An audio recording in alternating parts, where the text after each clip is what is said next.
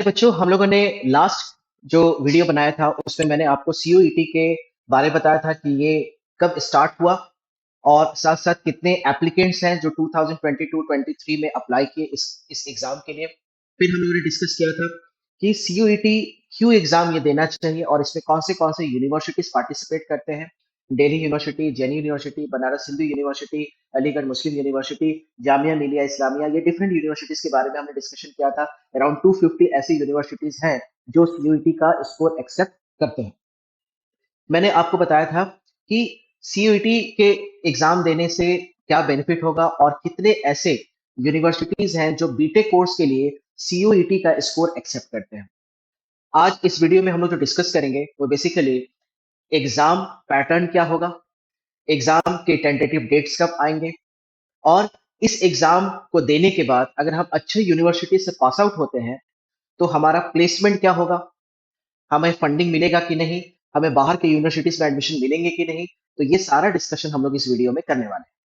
प्यारे बच्चों, सीयूईटी 2025 का जो रजिस्ट्रेशन है वो फेब के फर्स्ट वीक से स्टार्ट हो जाएगा, है ना। फर्स्ट वीक ऑफ फेब 2025 से स्टार्ट होगा। इसका रजिस्ट्रेशन क्लोज होगा अप्रैल में, अप्रैल 2025 को इसका रजिस्ट्रेशन क्लोज हो जाएगा।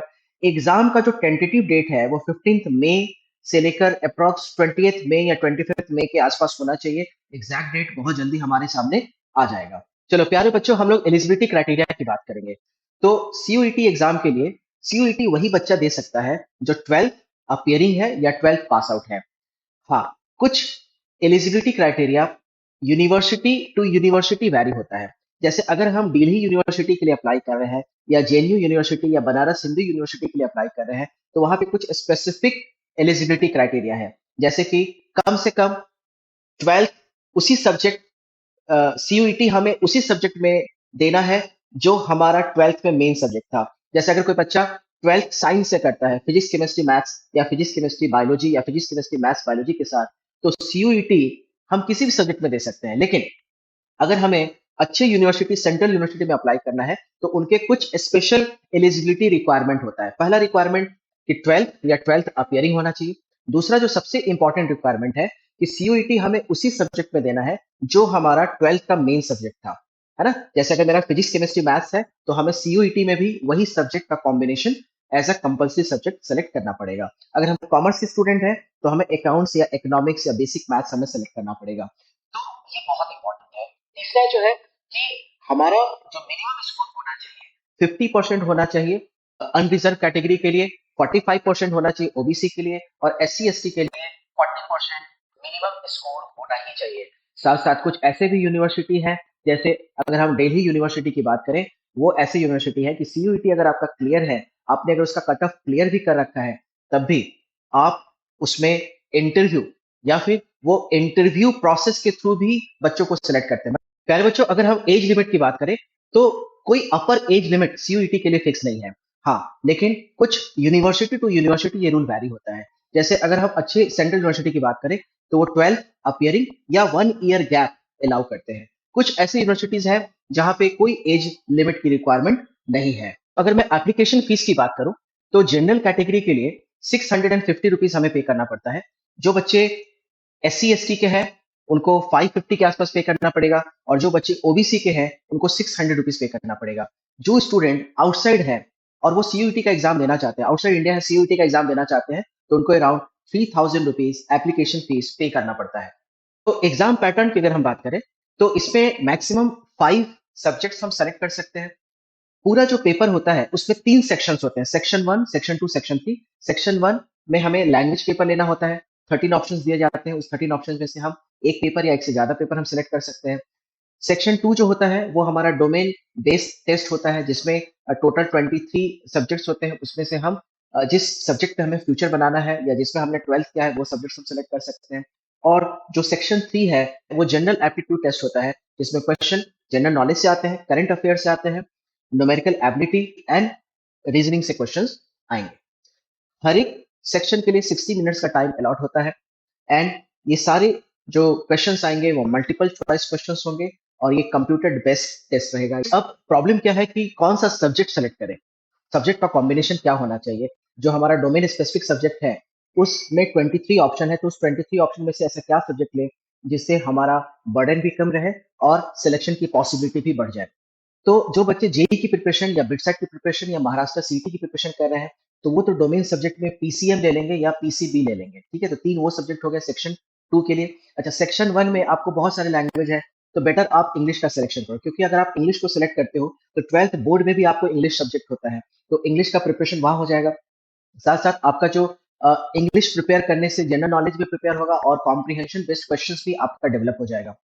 जनरल एप्टीट्यूड ये आपका थर्ड सेक्शन है। तो जनरल एप्टीट्यूड में आपके जो क्वेश्चंस आने वाले हैं वो करंट अफेयर से आने वाले हैं, जनरल नॉलेज से आने वाले हैं, न्यूमेरिकल एबिलिटी पे क्वेश्चंस आने वाले हैं और रीजनिंग पे क्वेश्चंस आने वाले हैं। ठीक है?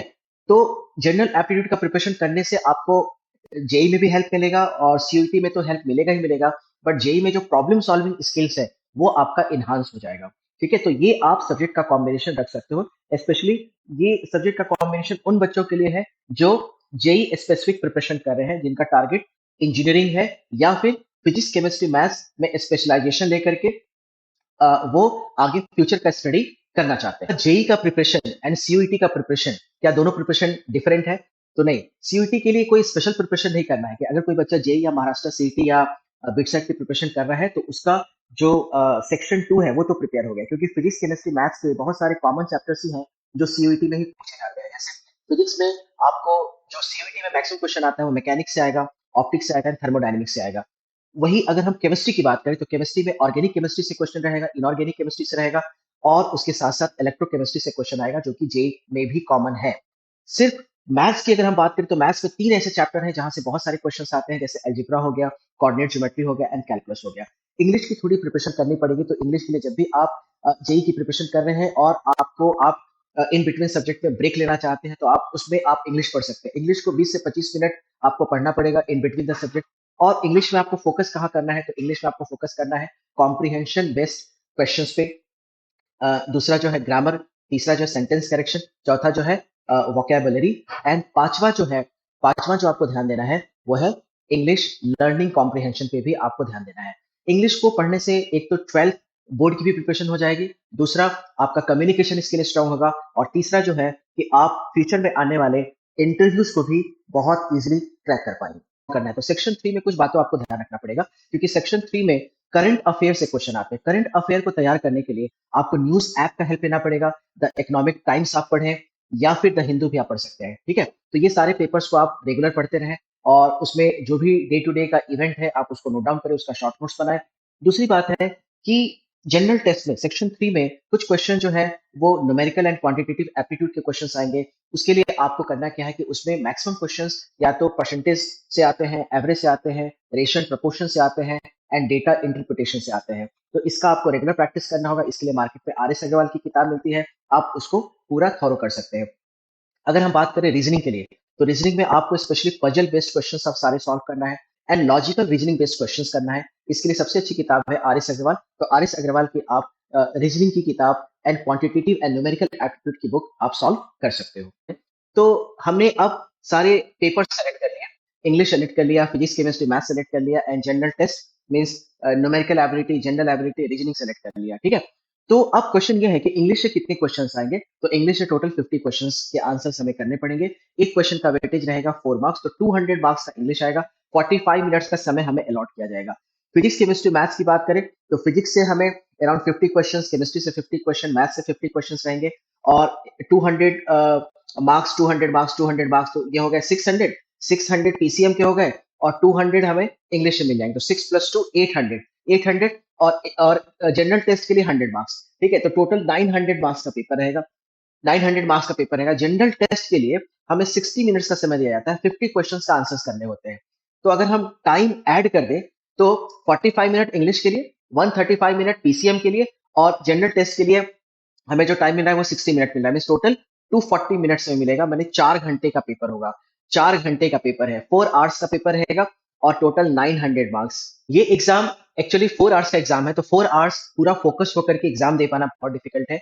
इसलिए जब आप इस एग्जाम के लिए अप्लाई करोगे, जब आप रजिस्ट्रेशन फॉर्म फिल करोगे, तो वहां पे आपको मेंशन करना होगा कि क्या आप सिंगल डे में ये सारे पेपर देना चाहोगे या मल्टीपल डे लेना चाहोगे। ठीक है? तो अगर तुम सिंगल शिफ्ट या सिंगल डे में लेना चाहोगे, तो सिंगल डे को तुम 2 शिफ्ट में डिवाइड कर सकते हो, ठीक है? शिफ्ट 1 मॉर्निंग का शिफ्ट और शिफ्ट 2 इवनिंग का शिफ्ट। तो जो मॉर्निंग का शिफ्ट होगा, उसमें आप इंग्लिश, फिजिक्स, केमिस्ट्री मैंने 45 मिनट आप लगभग 135 मिनट्स हो जाते हैं, है ना? फिर सेकंड शिफ्ट इवनिंग शिफ्ट होगा, मैंने 2 घंटे या डेढ़ घंटे के ब्रेक पे इवनिंग शिफ्ट स्टार्ट होगा, जिसमें आप maths and general aptitude test आप प्लान कर सकते हो। ये तो हो गया सिंगल डे की बात। अगर आप सिंगल डे में पूरा फोकस नहीं कर पाओगे, आपको ऐसा लग रहा है कि नहीं आपको एक एडिशनल डे मिलता प्रिपरेशन के लिए तो अच्छा हो जाता, तो आप ऐसा भी कर सकते हो कि ये एग्जाम आप 2 दिनों में प्लान कर सकते हो। ये सारा डिटेल आपके हॉल टिकट एडमिट कार्ड पे लिखा रहेगा, ठीक है? तो आप ऐसे भी प्लान कर सकते हो कि आप फर्स्ट डे में इंग्लिश, फिजिक्स, केमिस्ट्री प्लान कर लेना, तो अराउंड आपको 135 मिनट्स का एग्जाम हो जाएगा। और सेकंड डे जो है, मॉर्निंग शिफ्ट में ही सेकंड डे आप maths and general aptitude test plan कर लेना। तो आप एग्जाम को या तो सिंगल डे में दे सकते हो या फिर मल्टीपल डे का भी ऑप्शन यूज कर सकते हो। बात करें कि हमें एडमिशन लेने के लिए क्या कट ऑफ होना चाहिए टॉप सेंट्रल यूनिवर्सिटीज में। दिल्ली यूनिवर्सिटी में जाना है, जेएनयू में जाना है, बीएचयू में जाना है, तो उसके लिए कम से कम 900 में से हमें स्कोर करना पड़ेगा 750 टू 850 के आसपास। 750 टू 800 या 850 का रेंज है, तो हमें टॉप यूनिवर्सिटीज मिल जाएगा। लेकिन जो बच्चे ओबीसी कैटेगरी के हैं या एससी एसटी कैटेगरी के हैं, तो उनको 650 प्लस स्कोर करना पड़ेगा। 650 मार्क्स आउट ऑफ 900 अगर वो स्कोर करते हैं, तो टॉप सेंट्रल यूनिवर्सिटीज में उनको एडमिशन मिल जाएगा। तो मेरे प्यारे बच्चों, अगर हमें ये चीज जानना है कि क्या सेंट्रल यूनिवर्सिटी से पढ़ के करियर बन सकता है या नहीं बन सकता है, तो इसके बारे में भी मैंने इन्वेस्टिगेशन स्टार्ट किया। तो ऐसे बहुत सारे रिसर्चर हैं जिन्होंने सेंट्रल यूनिवर्सिटी से पढ़कर इंडिया के लिए बहुत सारे काम किया है उन्होंने। मेघानंद शाह ने यूनिवर्सिटी ऑफ कैलकाटा से पढ़ाई किया, फिजिक्स इनका स्पेशलाइजेशन था, और इन्होंने शाह आयोनाइजेशन इक्वेशन डेवलप किया, which is the foundational of astrophysics. इनकी अगर हम अचीवमेंट की बात करें, तो इन्होंने इंडिया के लिए बहुत सारे साइंटिफिक इंस्टीट्यूशनल डेवलप भी किया है। सत्येंद्र नाथ बोस यूनिवर्सिटी ऑफ कैलकाटा से पढ़ाई किया, फिजिक्स स्पेशलाइजेशन था, उन्होंने बोस आइंस्टीन स्टैटिस्टिक्स डेवलप किया, which is the foundation of quantum mechanics. इतना ही नहीं, उनके ही रिस्पेक्ट में पार्टिकल का एक स्पेशल कैटेगरी बोसोन, आपने सुना होगा। बोसोन जो नाम है पार्टिकल, वो सत्येंद्र नाथ बोस के ही रिस्पेक्ट में बोसोन पार्टिकल का नाम बोसोन रखा गया। Bhabha, he is the father of Indian nuclear programme, और उन्होंने इंडिया में टीआईएफआर एंड बार्क जैसे इंस्टीट्यूशन स्टैब्लिश किया। जैसे हमने ऐसे फिजिक्स के कॉन्ट्रीब्यूटर्स को देखा जिन्होंने सेंट्रल यूनिवर्सिटी से पढ़ाई करके इंडिया के लिए, वर्ल्ड के लिए बहुत सारे उन्होंने काम किया है, उसी तरह से मैथमेटिक्स में से बहुत सारे कॉन्ट्रीब्यूटर हैं जिन्होंने सेंट्रल यूनिवर्सिटी से पढ़ाई करके बहुत नाम किया है और इंडिया के लिए बहुत कुछ किया, जिसमें से श्रीनिवास श्रीनिवास रामानुजन, सीआर राव, डॉक्टर कप्रेकर, ये सारे फेमस नेम हैं। उसी तरह से केमिस्ट्री में सीएनआर राव, प्रफुल्ल चंद्र राय एंड असीमा चैटर्जी, इन्होंने काफी कुछ किया है हमारे लिए, ठीक है? तो मेरे प्यारे बच्चों, मैं आपको यही बोलना चाहूंगा कि आप अगर जेई की प्रिपरेशन कर रहे हैं बहुत अच्छी बात है, सीटी की प्रिपरेशन कर रहे हैं बहुत अच्छी बात है, लेकिन अगर आपके कहीं माइंड में है कि अगर आप बेसिक साइंस में भी बहुत अच्छा कर सकते हैं, फिजिक्स केमिस्ट्री मैथ्स के सब्जेक्ट को स्पेशलाइजेशन लेकर भी बहुत अच्छी यूनिवर्सिटी में जाकर के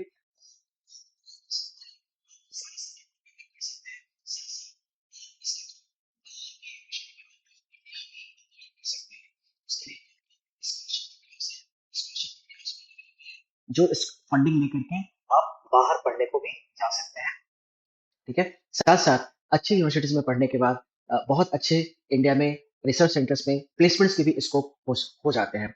तो सीयूईटी के थ्रू ही इन सारे सेंट्रल यूनिवर्सिटीज में एडमिशन मिलेगा। तो आप इस एग्जाम को मिस नहीं करना। इसका रजिस्ट्रेशन डेट फेब में स्टार्ट हो जाएगा, अप्रैल तक टाइम रहेगा। English and general test means aptitude का भी प्रिपरेशन स्टार्ट कर देना है, जिससे आपका जेई महाराष्ट्र सीटी बिटसेट का भी प्रिपरेशन हो जाए और उसके साथ साथ सीयूईटी एग्जाम का भी प्रिपरेशन हो जाए। ये सारे एग्जाम्स आपस में लिंक है। ऐसा नहीं कि सीयूईटी के लिए आपको एक्स्ट्रा प्रिपरेशन करना पड़ेगा, जेई के प्रिपरेशन के साथ साथ आप सीयूईटी का भी प्रिपरेशन कर सकते हो। अगर दोस्तों आपको ये वीडियो अच्छा लगा, कंटेंट अच्छा लगा, तो आप लाइक एंड सब्सक्राइब जरूर कर देना। साथ साथ आप इस वीडियो को दूर दूर तक शेयर करो, उन बच्चों के साथ, उन कम्युनिटी में शेयर करो जिनके पास सीयूईटी का इंफॉर्मेशन नहीं है, ठीक है? इससे आपका कुछ नहीं जाएगा, उन बच्चों का भला हो जाएगा। तो दोस्तों, आज का वीडियो मैं यहीं पे एंड करता हूँ। मेरे प्यारे बच्चों, मिलेंगे हम लोग अगले वीडियो में। तब तक के लिए गुड लक।